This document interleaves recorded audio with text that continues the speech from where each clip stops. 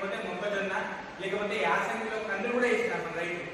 అట్లా వేసినప్పుడు ఏమైతుంది, పంట కోసేసుకున్న తర్వాత మనం వాటిని ఏం చేస్తున్నాము, దున్నకుండా ఊరుకుంటున్నాము.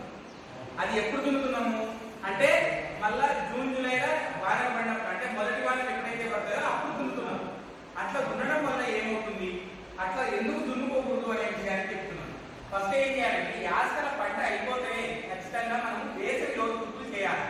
అట్లా చేయడం వల్ల ఏం ప్రయోజనం అంటే, ఇప్పుడు మనము అట్లా లోతులు వేసవిలో చేయడం వల్ల పురుగు పుట్ర ఏమన్నా ఉంటే, అంటే క్రిమికీటకాలు ఏమన్నా ఉంటే ఈ వేడికి దున్నినందుకు అవి చచ్చిపోతాయి, ఆ పురుగులన్నీ కూడా చచ్చిపోతాయి.